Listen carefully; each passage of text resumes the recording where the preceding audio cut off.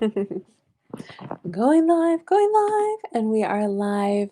Hello, my friends. My name is Teacher Evelyn Joy, and welcome back to my channel. Today, I want to talk about what in the world can you do when your student does not repeat you correctly.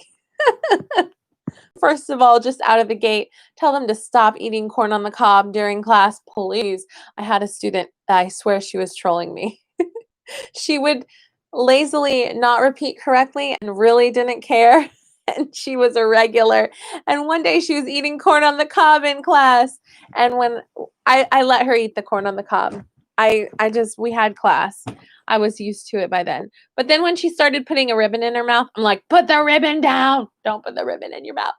Okay, so I want to talk about, I literally just taught and wrote the feedback for a class where my student, I don't know how in the world, it says he's taken 111 classes with VIPKID and he cannot repeat a full sentence. So first I want to talk about the stages of linguistics of language acquisition, right? So naturally, first we listen and there's a silent period.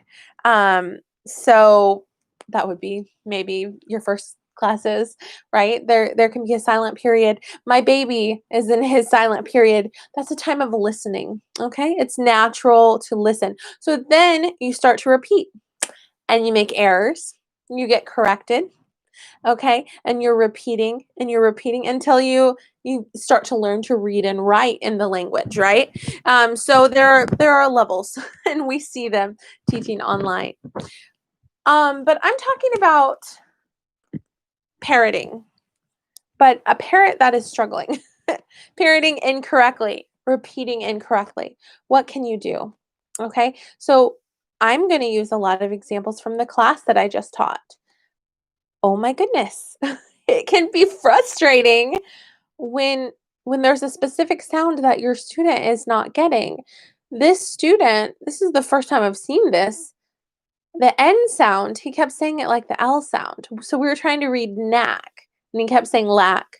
So I would say, So that's something you can do. Instead of making them read a full sentence or repeat a full sentence, if they're not saying things correctly, start breaking things down.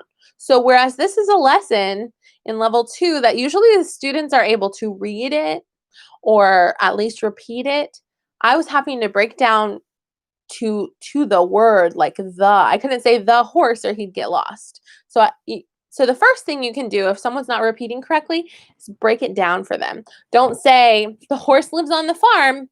They're going to be lost if they're going, blah, blah, blah. I mean, you start off trying to do that to see if they can. But if they can't, don't continue saying, okay, you got it wrong. Let's go to the next slide. No. Our job as ESL teachers is to correct. Now be wary. Hello, Luann, welcome. If you correct and just crack the whip, it's going to be very, very frustrating, negative, and just bring the whole atmosphere of the classroom down. And it's going to make the student feel like, I can't learn English. I can't do this. I don't like this. And it makes them shut down. Okay. So you don't want to be totally negative. You need to correct, but you also need to encourage. You need to simplify. You need to break it down. You need to point to your mouth and show them the sounds. So, and then also,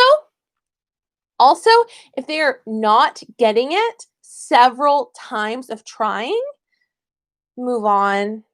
I got to a point where I had to move on one slide because I physically could see my student starting to tune out of class. Like, this is, and I'm sure you felt that way before too. I'm fluent in Spanish. That does not mean I've not struggled.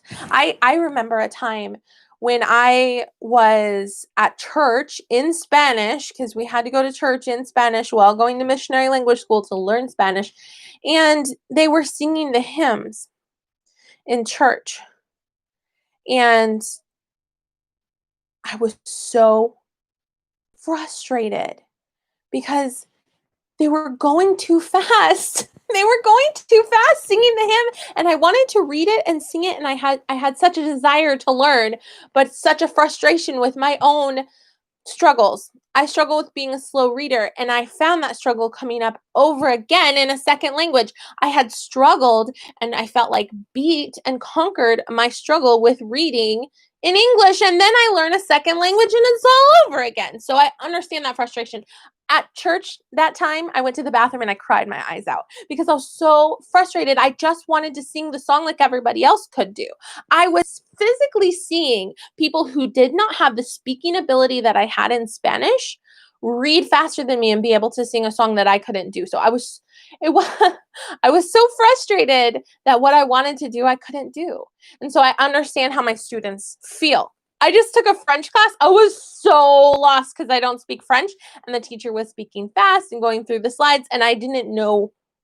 I was repeating things and I didn't know what they meant, and she was just moving on. I was repeating things and I didn't know if I was repeating the sounds correctly. She was explaining to me on the fly what the sounds were, and I just was getting so like, okay, well, I'm not going to retain that much because she's not slowing it down for me, breaking it down for me. So all the more, it's a reminder to me as an ESL teacher that if I see my student is struggling, don't just, okay, well, you can't say that. Let's move on to the next slide. I've got to get through 25 slides in 25 minutes. Let's go.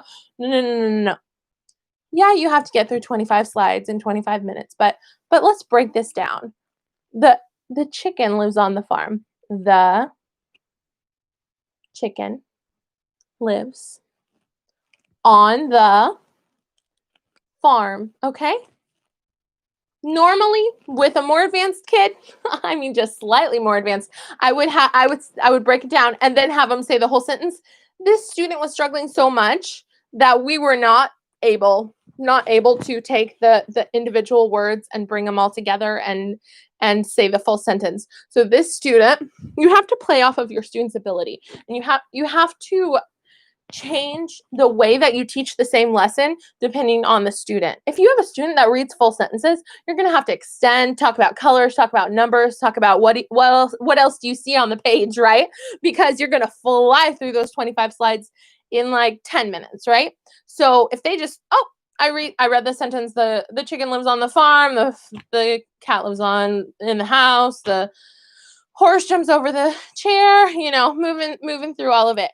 But I had a student that we were trying to read the word knack. Knack. Look at my mouth. Knack. And he was saying lack. Lack. Lack. And I'm like, no. Not ooh. So sometimes you even have to get closer to the camera, point to your mouth, do just one sound, and you have to explain, no, not oh, knack. And that one time that your student says it correctly, praise them. Tell them how smart they are. Give them a star. You get a gold trophy. You're the best student ever. Yay! You get A+. You said knack. Moving on to the next slide. Because guess what? If I keep practicing knack with him, he's going to say lack again. And I'm going to feel frustrated, and he's going to feel frustrated.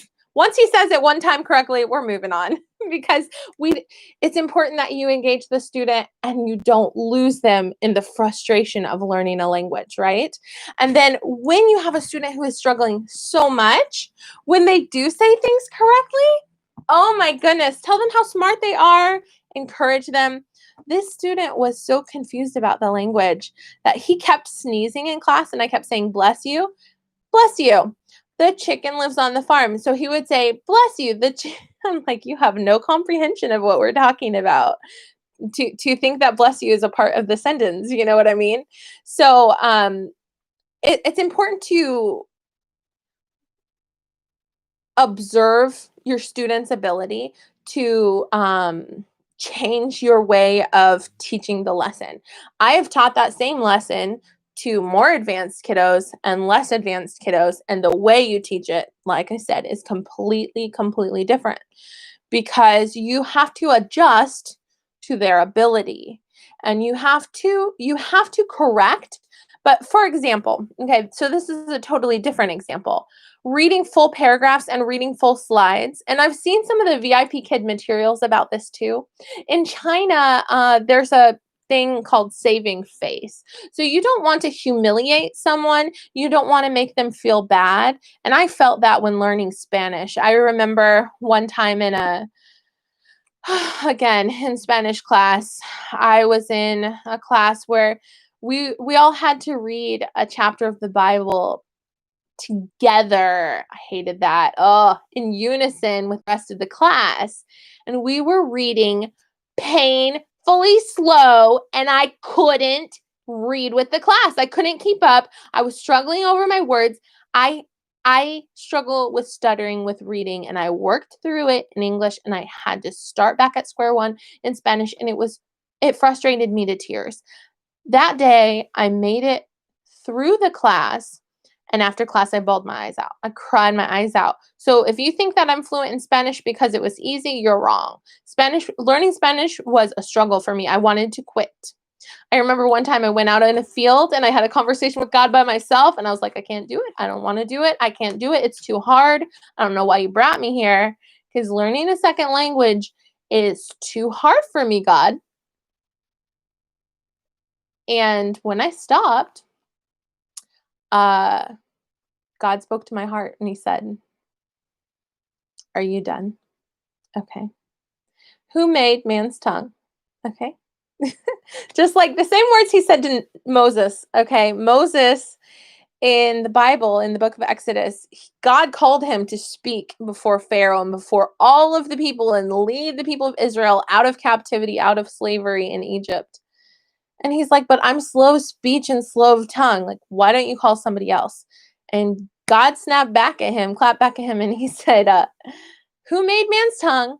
Who makes him deaf or makes him mute? Now go and I'll give you the words to say. And God was using that same passage to remind me, I made your tongue. You can learn a language. And now I'm fluent in Spanish. Because of God, because God. Okay.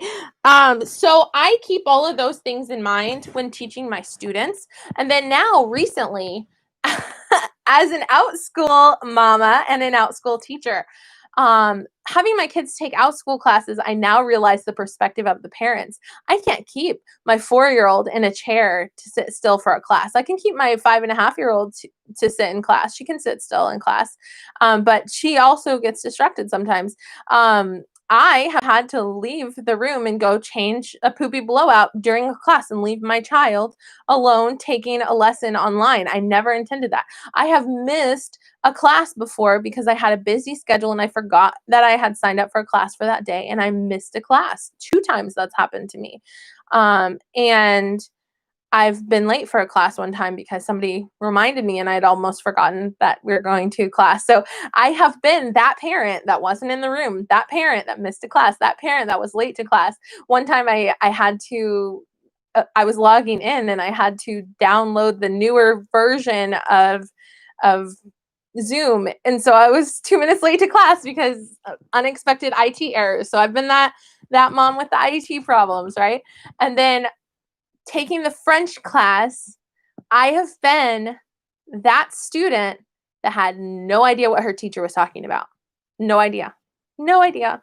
My teacher was in French, and I'm like, okay, well, I know bonjour and comment allez-vous, and I'm probably saying it with Spanish accent, so I don't know what you're saying. And I've got a video of that French class because my teacher didn't realize that the slides weren't showing. She was assuming that I was looking at the slides and knowing what they were talking about, and she was just going on and on and on in French, and I'm like, so como se va? Like, I've heard that, but what's that mean? So it's a humbling experience, but it helps me be a better ESL teacher because it makes me realize.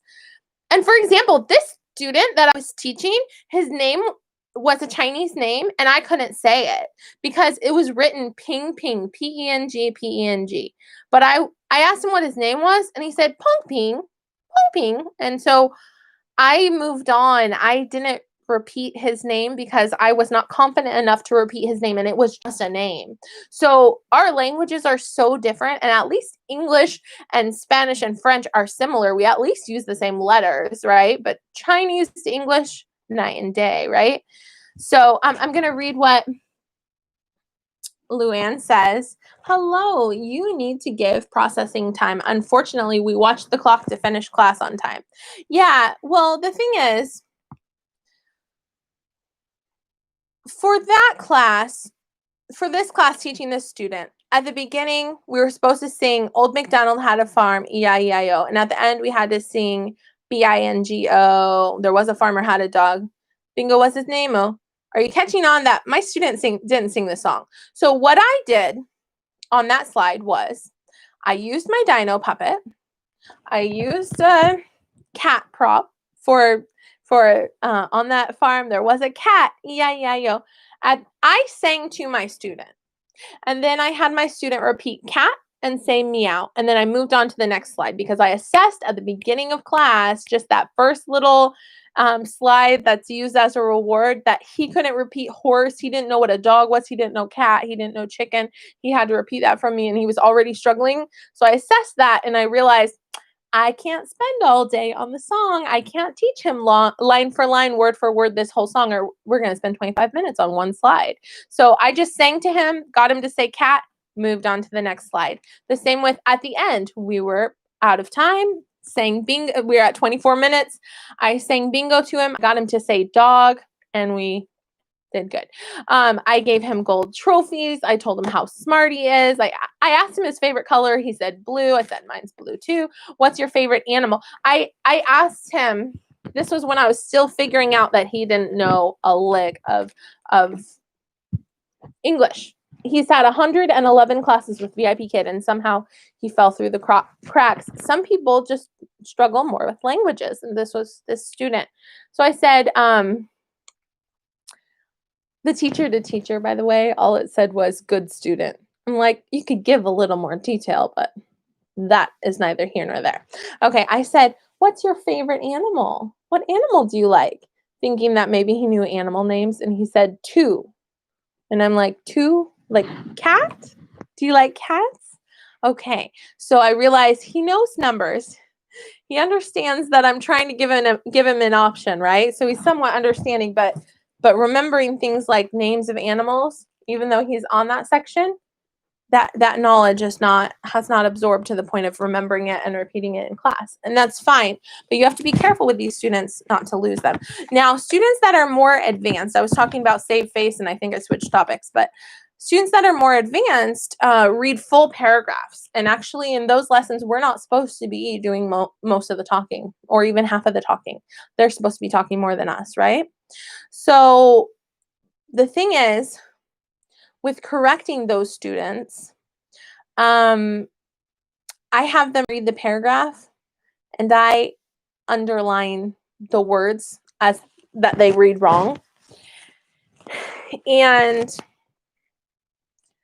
then at the end of reading the whole paragraph or the whole slide, I go back and read those words, and then I reward them for repeating the word correctly.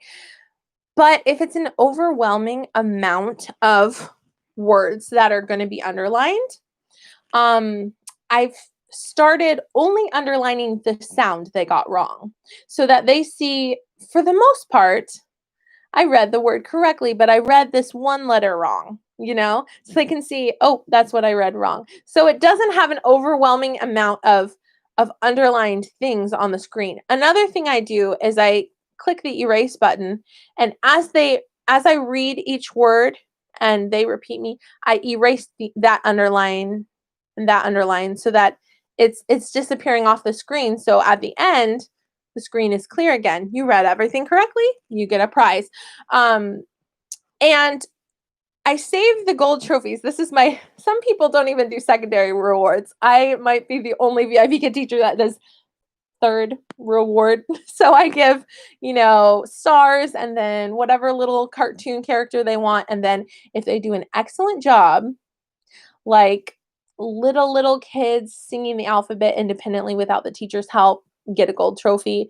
Older advanced kids reading a whole paragraph with no corrections get a gold trophy. So all of my classes, they get at least one gold trophy. So if they have a full class and they participated, they get a gold trophy at the end. Some kids get up to 3 gold trophies if they just did some outstanding, fantastic things. If they actually do their homework and do their project, they get a gold trophy. That's gold trophy worthy. So I'm all about positive reinforcement because I used to work in elementary school as an ELL aide, and that gave me the opportunity to see so many different teaching styles. So I worked kindergarten through 6th grade in all the different classes, but I worked with the kids that were new to the country learning English, right? And I observed something. I observed a kindergarten teacher whose class was always quiet, behaved, on task. They wanted to impress their teacher. And that teacher had on the wall a poster of 100 ways to compliment a student. And so you see that positive reinforcement is very effective.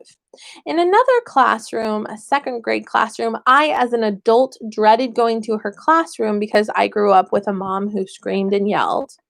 I myself, as a mom, sometimes raise my voice, and I regret it, and I try my best to be a patient mom. I want to be like teacher number 1, not teacher number 2. This teacher was a young, new teacher, and her class was always out of control. There were kids sitting on their desks, throwing spit wads. Nobody was on task. Somebody's over going through somebody's lunchbox. Like, that's not even yours, kid. They were all over the place, wild and not on task. And she was always yelling. And it had an atmosphere of tension in the room, whereas the first one had an atmosphere of calm. So we see that negativity, it doesn't always pay off. So when you correct your students, it is our job to correct, but try to make correction not be totally negative. See how I correct. I sometimes even delay underlining words. I watch my student as they read, because as someone who struggled with reading, it can also, not only is it frustrating when you're reading and you're getting corrected while you're reading, like mid-sentence, they're correcting after the word, which I, for the most part, don't do with VIPKID, unless, it's a student that's like a regular and she knows that word and we just talked about it and she read it wrong again. And I'm like, wait a minute, what was that word again? Sometimes I'll stop them, but for the most part, I don't. But it also can be overwhelming just seeing underlined red all throughout the paragraph as you're reading it. So I sometimes put a little bit momentary delay in underlining. I wait until they read the paragraph and then I underline the words that they read wrong. And if they read the same word wrong in multiple places, I only underline it one time if they have several mistakes, so that it just doesn't seem overwhelming, like I can't learn English, look at all the things I read wrong, because I don't want them to feel that overwhelming frustration. I want them to learn English and know that they're smart. The thing is, oftentimes, people who are learning a second language, especially children, think that they're dumb.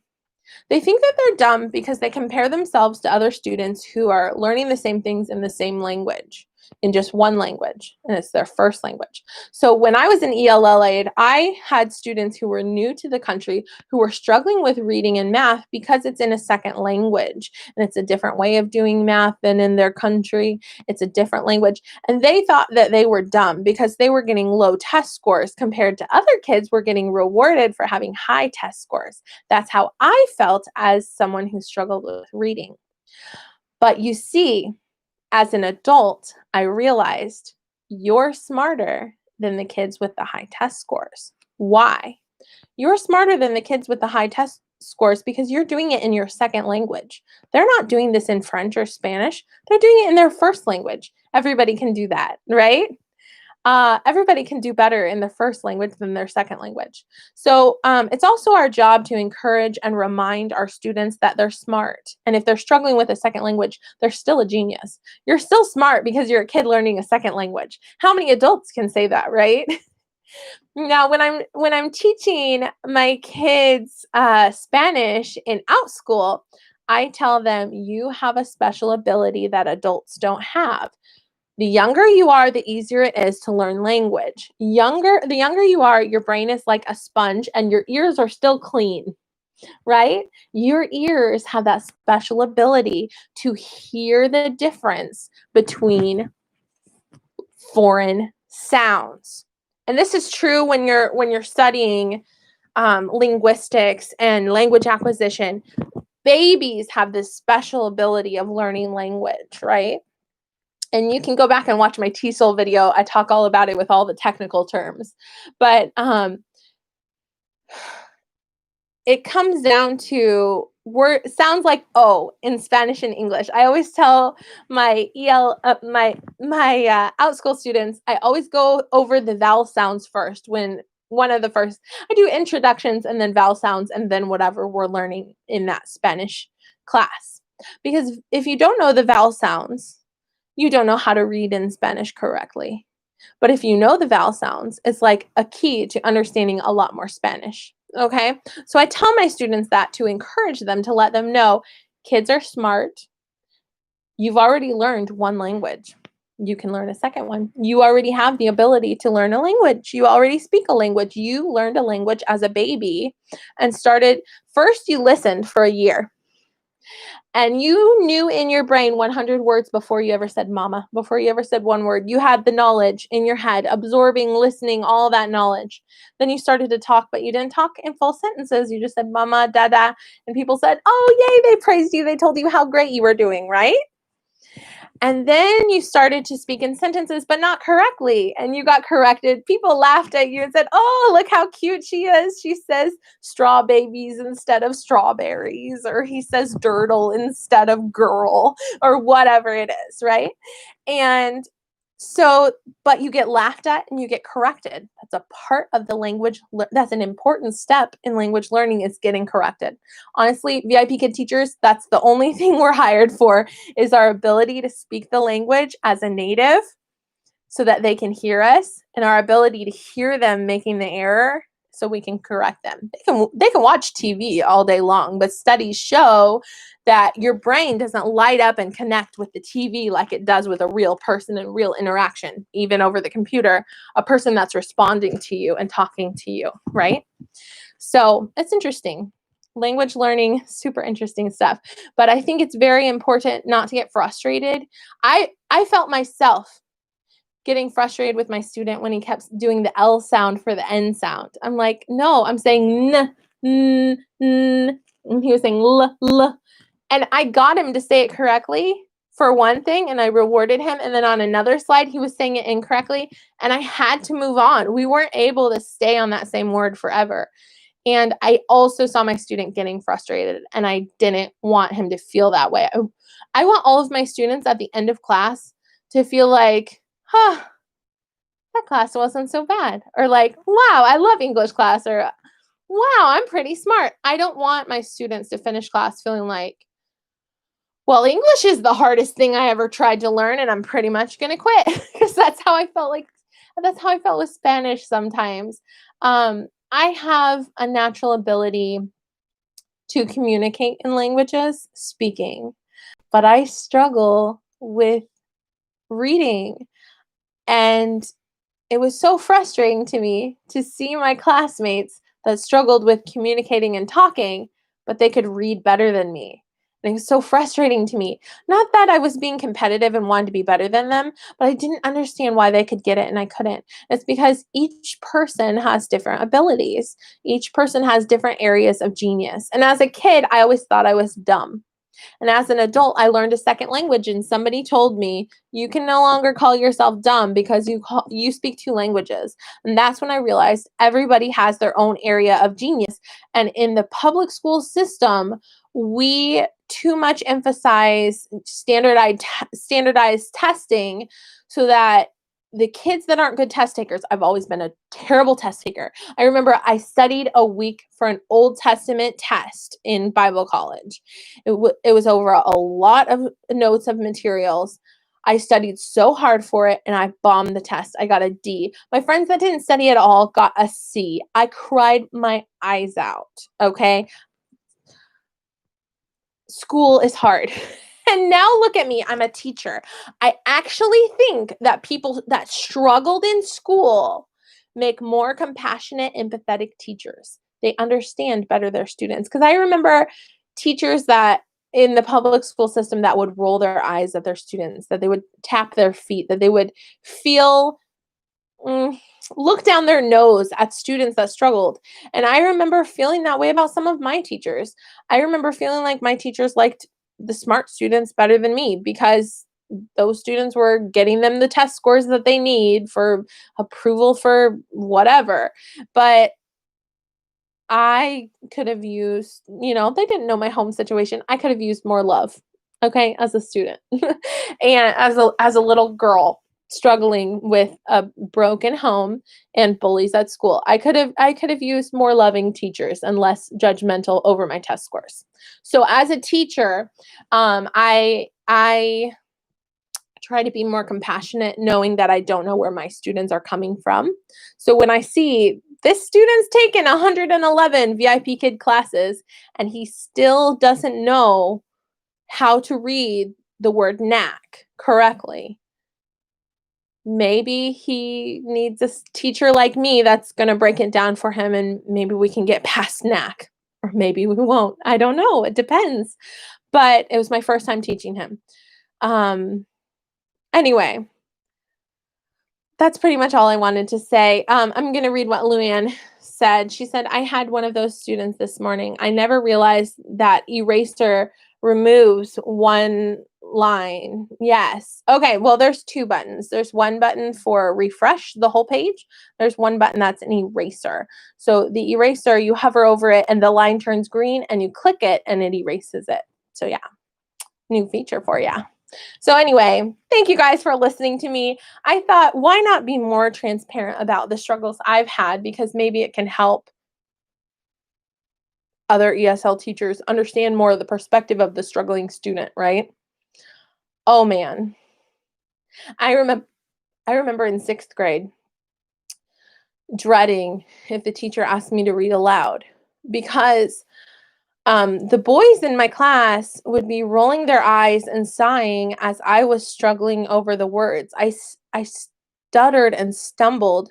My tongue couldn't keep up with my brain with reading the words out loud. And even I mean, if you watch my Bible devotional videos, I might be reading a chapter and I'm not going to read as well as other adults, out loud. So in my brain, reading on the page silently, I can read faster and comprehend better than reading out loud. I always struggled with stuttering when reading out loud. But then test taking with all the pressure to comprehend everything, I was still a slow reader with reading the paragraph. And I remember in high school, I had an English teacher, and we had a parent-teacher conference, and I tried explaining to the English teacher, "Your tests are too long for the length of time you give us to take it.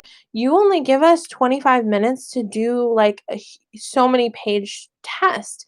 Is there any way we can get more time or less pages? It's just I can't get through your test at all. It's just too much pressure." And I actually literally going to that English class every day, I got hiccups. I got hiccups every day. I didn't know that was a nervous reaction you can have, but I was afraid. I wasn't necessarily afraid of I was afraid of the teacher when he had a goatee, but then he shaved it off and he had a baby face, and it was the most hilarious thing that I never told anybody, that I internally laughed at that teacher because he was intimidating until he shaved his face and he had a baby face. That was hilarious. But at this parent-teacher conference, my mom and I are trying to say to him, well, I can't understand how you can get through this huge comprehension test in this short amount of time. Is there any way of adjusting your test so that we could just get to the last question before the timer goes off? And he says, oh no, nobody in my class gets to the end. Nobody can. And, and that doesn't tell you that you should adjust something. And he didn't see or hear the need of the student for him to fix his test in a way that it's not overwhelmingly impossible to pass. And I did not do well in English in freshman year of high school. I got a D, but I passed. But I was grounded all of freshman year because I was struggling. But, you know, it is what it is. I would never be that teacher that creates a test and knowingly knows that my students do not have time to finish the test and doesn't adjust anything to make it at all possible for them to pass. Like I want to be a person that hears people when they tell me this is too hard, you need to make an adjustment, you know? So it goes back to teaching ESL. I don't want to be flying through the slides and my students are lost behind in comprehension because they came to my class to learn English or Spanish, depending on the lesson, right? Anyway. Well, today on YouTube, you learned a little bit more about Evelyn Joy's background and how I came to be the teacher I am today, right? I also, with being a mom, I grew up with a mom that had unpredictable rage, really. And so myself as a mom, I see myself getting mad. I see myself yelling or getting frustrated over things. I remove myself from situations. I apologize. I step away. I stop myself. And I try to actively do as much as I can to prevent situations that will make me feel frustrated or impatient. And I try my best to step back and take a breather if I feel myself getting mad, because I don't want this to be a generational thing that gets passed down over and over again, right? The buck stops here. I need to stop the anger problem with me, right? So it's the same with it's everybody does the best they can with the information they have, but I can do better than my teachers did with me, and I can do better than my mom did with me. So am I going to be a perfect mom? I'm going to tell you right now, no. But I'm going to try my best. Am I going to be a perfect teacher that always meets the needs of my students? No. But I'm going to do the best I can, and maybe they'll learn something, right? And I hope you have a lovely day. Thanks for listening to my video. Have a good day. Okay. Bye. And Audrey just arrived as I'm finishing. All right. Talk to you later. Bye.